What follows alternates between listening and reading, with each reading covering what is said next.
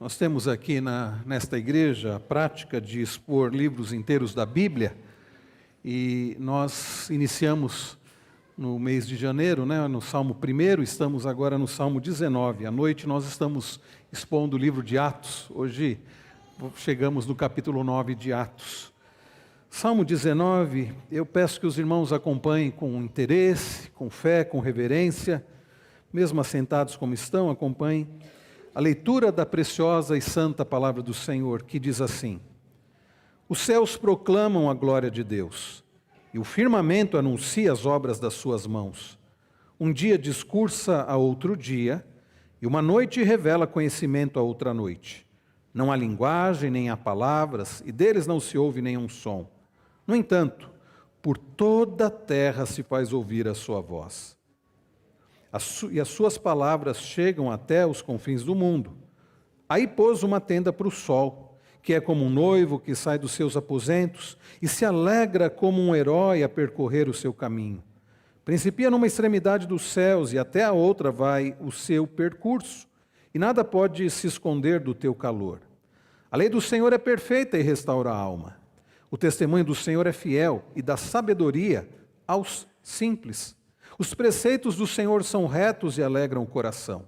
O mandamento do Senhor é puro e ilumina os olhos. O temor do Senhor é límpido e permanece para sempre. Os juízos do Senhor são verdadeiros e todos igualmente justos. São mais desejáveis do que ouro, mais do que muito ouro depurado, e são mais doces do que o mel e o destilar dos favos. Além disso, por ele se admoesta o teu servo, em os guardar a grande recompensa. Quem é que possa discernir as suas próprias faltas? Absolve-me das que me são ocultas. Também da soberba guarda o teu servo, que ela não me domine. Então serei irrepreensível e ficarei livre de grande transgressão. As palavras dos meus lábios e o meditar do meu coração sejam agradáveis na tua presença, Senhor, rocha minha e redentor meu. Vamos orar mais uma vez? Pai Celestial, nós agradecemos ao Senhor pela Tua preciosa palavra que acabamos de ler e pedimos, como foi orado ainda há pouco, que o Senhor fale ao nosso coração através da Tua palavra. Tem misericórdia de nós, abençoa-nos, ó Deus, nós precisamos, Senhor, ouvir a Tua voz. Que as palavras dos meus lábios e o meditar do meu coração sejam agradáveis na Tua presença, Senhor, rocha minha e redentor meu. Amém. Irmãos, quantas vezes eu ouvi gente dizendo assim: qual é a vontade de Deus? Eu queria descobrir a vontade de Deus para a minha vida. Eu queria descobrir a vontade de Deus para a minha vida. Ou projetos de encontros, de acampamentos, temas de acampamentos e de simpósios para conhecer a vontade de Deus. Como conhecer a vontade de Deus? Como se a vontade de Deus, como se Deus fosse um ser que estivesse escondido e a vontade dele estivesse escondida, e nós, para descobrirmos a Deus e descobrirmos a vontade de Deus, precisamos de algumas técnicas, de algumas coisas novas. Não, queridos, o Deus da Bíblia, o Deus, o Criador dos céus e da terra, o Deus a quem servimos, é um Deus que se revela. É um Deus que se revela e tem se revelado aos seres humanos. Nesta manhã, o resumo da mensagem dessa manhã é que o Senhor se revela às pessoas de forma gloriosa através da criação. E se revela às pessoas a sua vontade de forma suficiente e eficiente através da sua palavra. Por isso devemos buscá-lo. Eu vou repetir, o Senhor se revela de forma gloriosa através da criação às pessoas, e o Senhor revela a sua vontade de forma suficiente e eficiente às pessoas através da sua palavra. Por isso devemos buscar ao Senhor e buscar o fortalecimento nele, para que possamos viver de acordo com a vontade dele. Nós vamos aprender isso em 3 partes. A primeira delas é que o Senhor se revela de maneira gloriosa através da criação. Ele se revela às pessoas de forma gloriosa, ou revela a sua glória através da criação. Olhe comigo como inicia o Salmo, como o Salmo é iniciado. Os céus proclamam a glória de Deus, e o firmamento anuncia as obras das suas mãos. Queridos irmãos, o Senhor se revela, o Senhor se tem revelado. Deus não é um ser que simplesmente criou todas as coisas, colocou tudo para funcionar e agora está distante e olhando para ver se as pessoas vão conseguir adivinhar que Ele existe. Não, não é assim. Ele é um ser que criou todas as coisas, Ele que é autoexistente, Ele que existe desde sempre, Ele criou todas as coisas e Ele se deu a conhecer a sua criação, as pessoas. Não sabemos exatamente detalhes do contexto desse salmo, a única menção contextual que temos neste texto é a autoria, pois em seu título esse salmo é atribuído a Davi. Foi Davi quem escreveu esse salmo. E Davi nesse salmo vai mostrando como Deus se dá a conhecer. Ele é um Deus que se revela. Nós servimos um Deus que resolveu se revelar. E se Ele não tivesse se revelado, seria terrível para nós.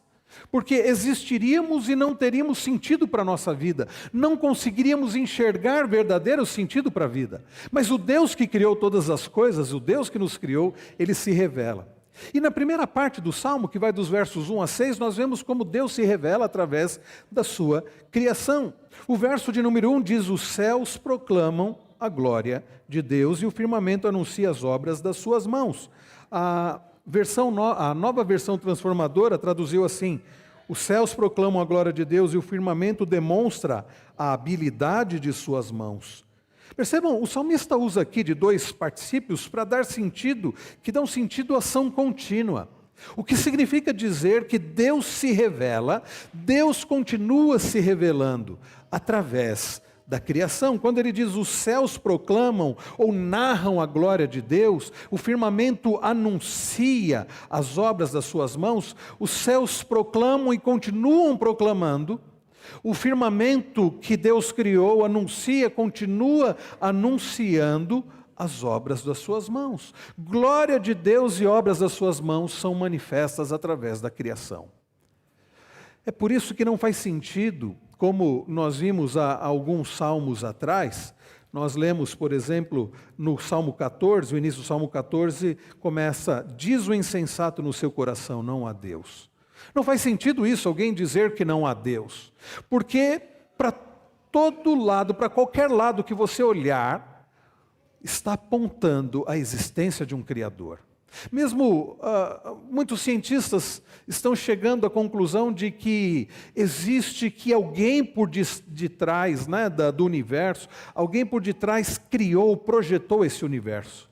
Porque não é possível, ao olhar a sofisticação desse universo, ao olhar a complexidade e como as coisas estão em ordem, alguém dizer isso é fruto do acaso, isso é fruto de uma série de combinações de acaso que deram origem ao universo. Esse universo ele teve origem com uma grande explosão e onde as pessoas não têm. E agora, eu não sei se vocês têm acompanhado, né, as imagens de um poderoso telescópio, tem mostrado que muitas das teorias chamadas científicas não fazem sentido, porque as imagens captadas mostram que, diferente do que dizem essas teorias, de que existe então uma parte, né, da galáxia que é mais jovem, e a coisa mostra, não, está tudo no mesmo patamar.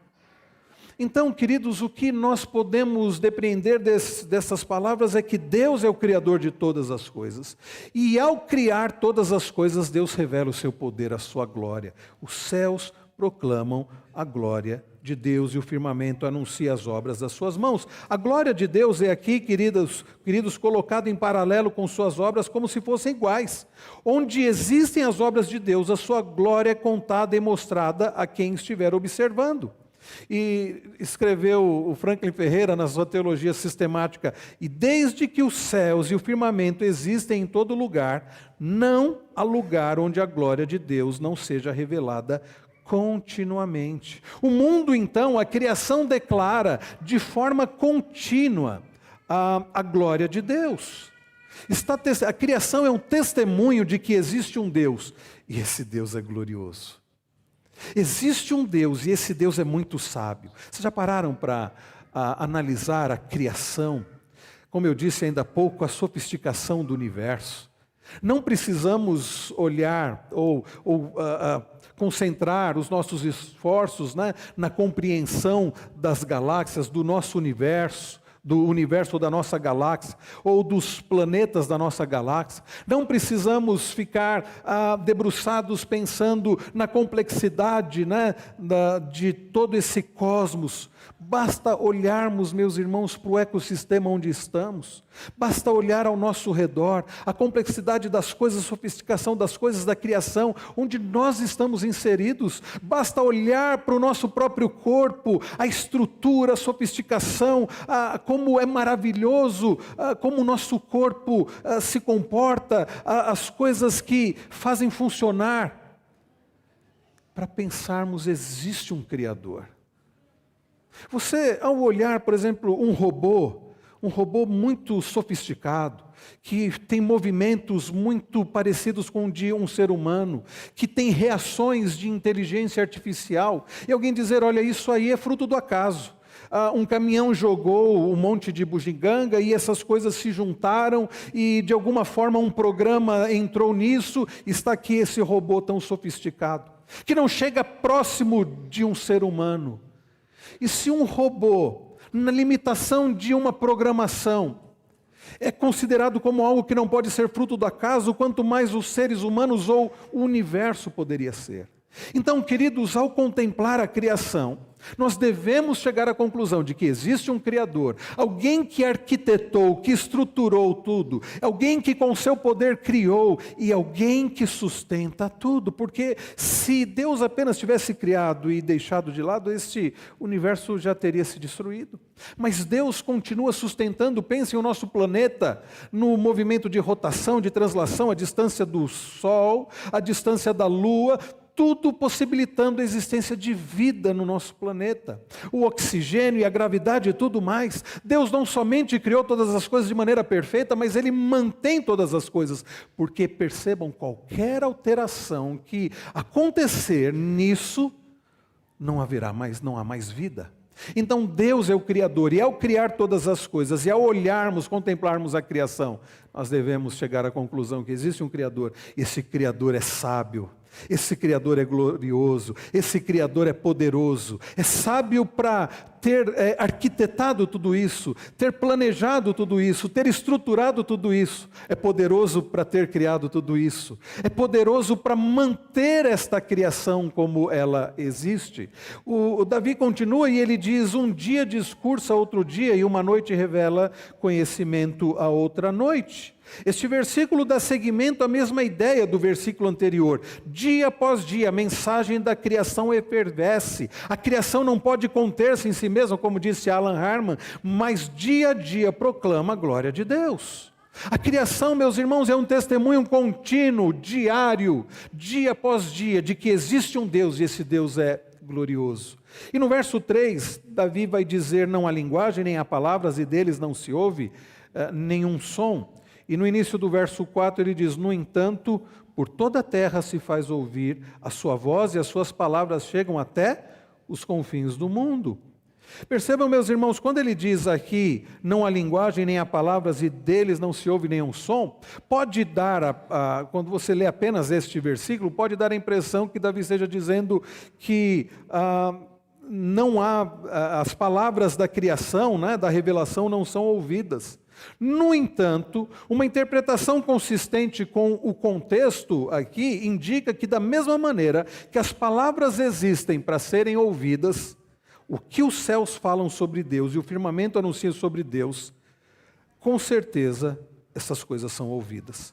É fato que alguns tentam fechar os olhos para isso. É fato que alguns parecem tapar os ouvidos para não ouvir o que a revelação, o que a criação revela acerca de Deus.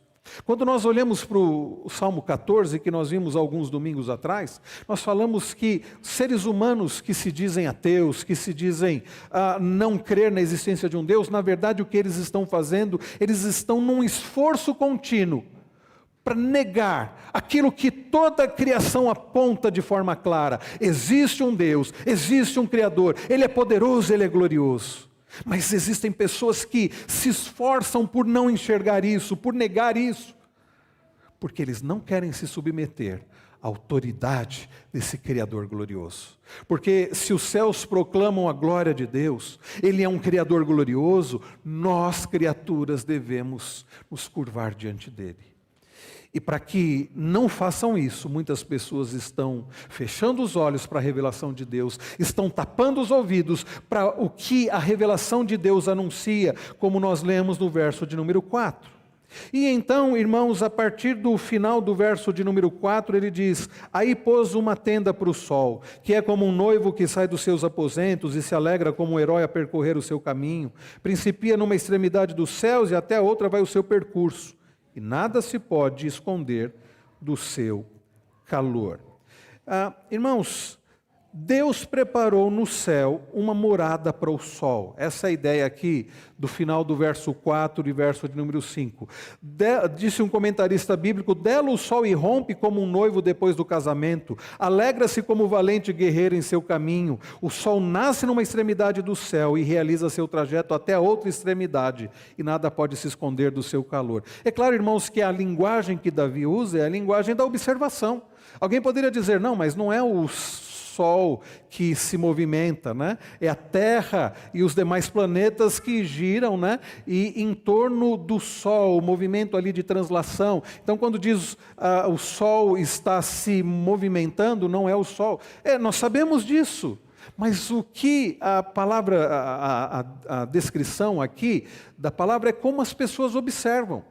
E é por isso que não é errado você dizer o nascer do sol, o pôr do sol. Nós sabemos que não é o sol que está nascendo ou se pondo, é a terra que se movimenta, mas aqui é a figura de observação, para falar deste movimento que nós percebemos do sol ao longo do dia. Deus estabeleceu, meus irmãos, estes movimentos. Ainda que saibamos que é a terra se movimentando, Deus estabeleceu isso.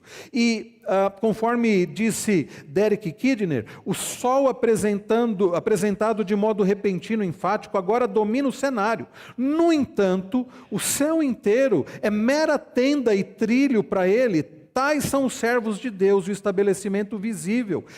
Ainda assim, quem é glorioso não é o sol, mas é o Criador. Eu me lembro de uma história contada que certo pregador desses de praça pregava, e alguém chegou para ele, e isso era por volta do meio-dia, e disse assim: me prove a existência de Deus. Ele falou: vamos fazer o seguinte, aquele pregador disse: olhe, o sol estava a pino, olhe para o sol, se você conseguir fazer isso por alguns segundos, e a gente continua essa conversa. E aquele homem olhava e tentava olhar e não conseguia. E aí aquele pregador disse: você não conseguiu ficar alguns segundos olhando para o sol. Quanto mais você vai querer enxergar aquele que é o Criador do sol. Aquela pessoa queria ver a Deus, queria poder que alguém provasse que Deus existisse, vendo a Deus. E o pregador disse: você não consegue contemplar o sol, como você vai contemplar o Criador? Irmãos, ao olharmos para a criação, nós temos uma ideia do poder e da glória do Criador. E no verso 6, então, ele termina essa primeira parte do Salmo dizendo: principia numa extremidade dos céus e até a outra vai o seu percurso, e nada pode se esconder do seu calor. Deus estabeleceu desta forma, meus irmãos. O sol pode ser como um noivo ou um corredor, mas não passa de mais uma parte gloriosa das obras das mãos de Deus. Ele é um Deus glorioso. Deus se revela através da criação. Deus revela o quanto Ele é poderoso, sábio e glorioso através da criação. A pergunta é: você tem enxergado isso? Ao olhar tudo ao seu redor, você tem enxergado isso? Há muitos que, ao contemplar a beleza da criação, chegam ao ponto de admirar a criação e passam a servir e adorar a própria criação. Quantos movimentos, por exemplo, mesmo ecológicos, que colocam a criação como um Deus e que se dedicam à preservação ou conservação da criação, como se a criação tivesse um poder em si mesma ou fosse um Deus em si mesma, e passam a servir a criação. Queridos, a criação é maravilhosa. O presbítero Júlio orou ainda há pouco. agradecendo a Deus pela forma como Ele nos coloca nesta criação e podemos usufruir dessa criação maravilhosa e podemos ficar admirados, vislumbrados com a criação do Senhor. Mas, queridos, isso deve nos levar a reconhecer a existência de um Deus glorioso e deve nos levar a nos curvarmos diante dEle e servirmos e adorarmos somente a Ele. E a palavra de Deus diz que ninguém poderá ter desculpa diante de Deus no dia do julgamento. Ninguém poderá, no dia que tiver que se apresentar diante de Deus, dizer assim: mas eu não soube que o Senhor existia, nunca ninguém pregou para mim sobre isso, eu nunca pude ler a Bíblia. Ninguém poderá justificar ignorância a respeito da existência de Deus nesta vida, porque através da criação, Deus revela a sua glória. Ninguém, então todos, como diz Paulo lá em Romanos, todos são indesculpáveis. E você? Você tem reconhecido a existência de um Deus glorioso, poderoso? Mas a segunda parte do Salmo, que vai a partir do verso de número 7, nos ensina, queridos, em segundo lugar, que o Deus glorioso que se revela através da criação, Ele também se revela através da sua palavra. Uma palavra suficiente e eficiente. A partir do verso de número 7, a lei do Senhor é perfeita e restaura a alma. O testemunho do Senhor é fiel e dá sabedoria aos simples. Queridos, toda a criação não é e não tem esse propósito de revelar a vontade de Deus para as nossas vidas. Conquanto Deus, ao se revelar através da criação, revela a sua sabedoria, a sua glória, o seu poder através da criação, na criação nós não conseguimos enxergar, porque não é propósito de Deus isso, enxergar a vontade de Deus para as nossas vidas. Não conseguimos enxergar, ter a cosmovisão, enxergar sobre a queda, sobre os nossos pecados, enxergar sobre a redenção, enxergar sobre a vontade de Deus para as nossas vidas. É por isso que aprove a Deus se revelar não somente através da criação, mas se revelar através da sua palavra. Daí Davi usar a expressão a lei do Senhor. A palavra lei aqui é Torá, envolve, a lei para nós talvez dê mais a ideia de um código de regras. Torá vai além disso. São mandamentos, são as coisas que Deus deixou para nós, a vontade dEle, para que pudéssemos conhecer, compreender e colocar em prática. Então Davi diz, a lei do Senhor é perfeita. A ideia aqui, queridos, de perfeição, significa que na lei do Senhor, na vontade do Senhor revelada através da sua palavra, não há erro, mas vai além disso. A lei do Senhor é perfeita no sentido de completa, a ideia de integralidade. Não há nada faltando naquilo que Deus se revelou para nós. Em outras palavras, queridos, nós temos tudo o que nós precisamos saber para a nossa vida na palavra de Deus. Eu não sei se você já teve a oportunidade de ler a pastoral do boletim. Se não teve, deixa para depois você leia. Mas eu coloquei sobre isso. Nós, neste mês da família, pensando no mês da família, nós temos, por exemplo, na Bíblia, na palavra de Deus, tudo o que nós precisamos saber para agirmos como maridos, esposas, pais, filhos, de acordo com a vontade do Senhor. Não precisamos de nada fora da Bíblia, não precisamos de especialistas da sociologia ou da psicologia para nos ensinar como conduzir a nossa família. E muitos desses especialistas vão trazer ideias contrárias à vontade de Deus e vão nos levar a uma vida contrária à vontade de Deus. Nós temos tudo o que nós precisamos saber para conduzir não somente a nossa casa, mas toda a nossa vida nesta palavra, nesta lei que é completa. E esta lei que é completa, vejam o que Davi diz, ela faz o quê? A lei do Senhor é perfeita e restaura a alma. A lei do Senhor, por ser completa, por não conter erros, por ter tudo que nós precisamos saber, ela também é poderosa. Deus, o seu poder, Ele usa a sua palavra para trazer restauração de vidas. Quantas pessoas precisando de restauração? A palavra restaura poderia ser traduzida também por transforma, É a ideia aqui, queridos, de uma renovação. Nada a não ser o Senhor, através da sua palavra, no agir do seu Espírito, pode causar uma transformação necessária. Nada fora de Deus pode fazer isso. Mas Deus, através da sua palavra, pode mudar as nossas vidas naquilo que precisa ser mudado. Você precisa de mudança de vida. Você precisa de transformação na sua vida.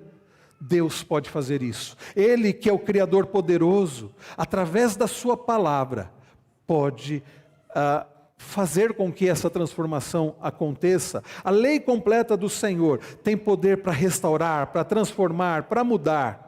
Deus é todo-poderoso. Mas Davi, na continuação do verso 7, também descreve a palavra do Senhor como testemunho do Senhor. O testemunho do Senhor. A ideia de testemunho é algo que Deus, algo que Deus se revelou.